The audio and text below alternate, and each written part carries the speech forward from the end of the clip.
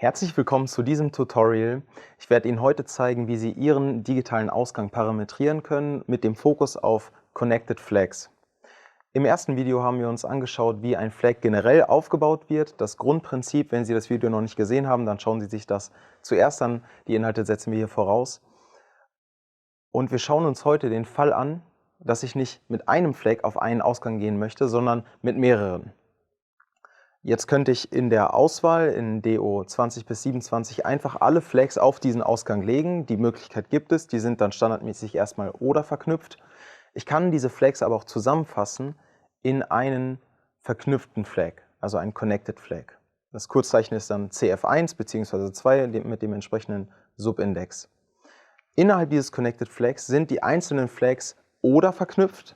Ich kann dann einzelne Flags ansteuern und die nochmal invertieren. Über DO14 und über DO18 kann ich den kompletten, also den gesamten Connected Flag und alles darin unverknüpfen. Dann gehe ich über DO20 bis 27 erst auf den Ausgang, weise diesem Ausgang den Connected Flag zu und kann so mehrere Bedingungen in einer Connected Flag zusammenführen und damit einen Ausgang schalten. Wenn wir jetzt noch einen Schritt weiter gehen und mehrere Connected Flags haben, habe ich wiederum die Möglichkeit, die einfach auf den Ausgang zu legen, über die Auswahl, die wir schon kennen. Die sind aber hier auch wieder standardmäßig oder verknüpft. In DO19 habe ich aber wiederum die Möglichkeit, diese Ausgänge, also alles, was auf diesem Ausgang liegt, unzuverknüpfen. Das können jetzt, wie hier gezeigt, mehrere Connected Flags sein. Das kann auch 2 Flags und ein Connected Flag sein. Also alles, was dann auf diesem Ausgang liegt, ist dann unverknüpft. Und das war schon das Wichtigste zu den Connected Flags. Wir gehen jetzt rüber in die Praxis und ich zeige Ihnen das Ganze noch einmal in CombiVis. Wir werden jetzt 2 verschiedene Parameterlisten zusammen einmal aufbauen. Wir starten damit, dass wir eine Parameterliste so bauen, dass ein Flag entsteht, ein Connected Flag, der den Ausgang 1 zwischen 1500 und 1700 schaltet. Dazu gehen wir jetzt wieder in CombiVis.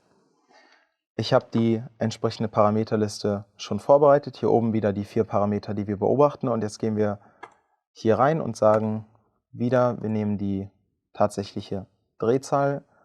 Hier darauf achten, Sie sehen das Subindex 1 und 2, das bedeutet Flag 1 und 2. Nehmen jetzt hier auch wieder die Drehzahl, entsprechend hier wieder Flag 2. Kleiner Tipp, Sie sehen hier die 28, Sie können hier auch einfach mit Enter drauf gehen, 28 eintippen, Enter und dann müssen Sie das nicht immer alles raussuchen. Für Flag 1 nehmen wir jetzt hier den Operatormodus größer gleich, für Flag 2 dementsprechend kleiner gleich. Wir wollen das Fenster zwischen 1500 und 1700 erstellen. Hier geben wir dann die entsprechenden Werte dazu ein.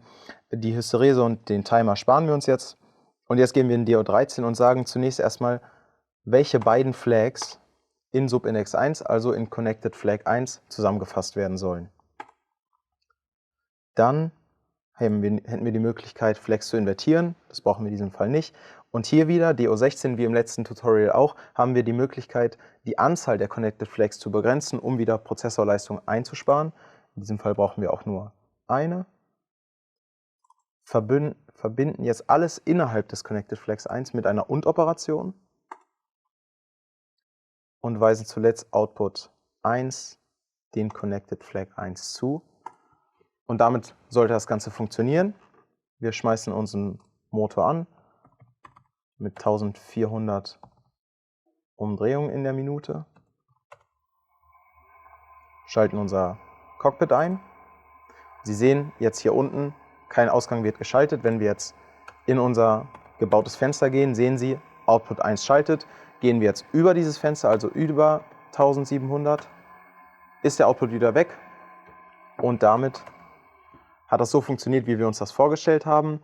Wir gehen jetzt in die zweite Runde der Connected Flags. Und zwar wollen wir jetzt 2 Connected Flags miteinander auf einem Ausgang verschalten. Dazu gehen wir jetzt wieder in die Parameterliste.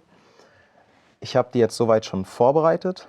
Sie sehen das, wir wollen ein Fenster bauen zwischen 1500 und 1700 Umdrehungen pro Minute und dann ein zweites Fenster zwischen 1600 und 1800. Und dann entsteht eben eine Überschneidung, in der unser Ausgang schalten soll.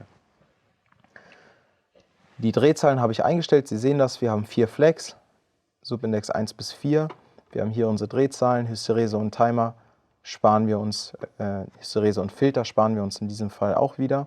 Jetzt gehen wir in DO13, Subindex 1, das sehen Sie hier, und sagen Flag 1 und 2 sollen zu einem Connected Flag zusammengefasst werden und dementsprechend 3 und 4 auch. Hieraus entsteht jetzt jeweils CF1 und CF2. Hier vom vorigen Tutorial ist noch die 1 eingestellt, wir brauchen aber 2 Connected Flags, also geben wir das auch ein. Und sagen jetzt, alle Flags innerhalb CF1 und innerhalb CF2 sollen und verknüpft werden, nicht oder. Wenn ich jetzt das so starten würde, ich lege jetzt CF1 und CF2 auf den Ausgang, würde das gesamte Fenster von 1500 bis 1800 den Ausgang 1 schalten. Sobald ich jetzt aber hier in DO19 sage, alles, was auf dem Ausgang 1 liegt, soll unverknüpft werden, wird nur noch das Fenster zwischen 1600 und 1700 den Ausgang 1 schalten. Damit sind wir mit der Parameterliste fertig. Wir schmeißen jetzt den Motor an und gucken, ob das funktioniert hat. Wenn Sie diese Parameterlisten verwenden wollen, dann schauen Sie in die Caption des Videos, da gibt es einen Link, da können Sie sich die Parameterlisten runterladen und zu Ihrer Verfügung so umbauen, wie Sie das brauchen. Wir haben jetzt dem Ausgang 1 Connected Flag 1 und 2 zugewiesen und gehen jetzt wieder auf die Drehzahl 1400. Sie sehen, kein Ausgang schaltet und jetzt gehen wir in unser Fenster rein, das wir schalten wollten, 1650. Sie sehen, Ausgang 1 schaltet und wenn ich jetzt irgendwie drüber gehe, ist der Ausgang wieder weg. Und damit hat das so funktioniert, wie wir uns das vorgestellt haben. Wenn Ihnen das Video geholfen hat, dann folgen Sie gerne dem YouTube-Kanal. Wir werden noch mehr Tutorials zum Thema digitale Ausgänge produzieren.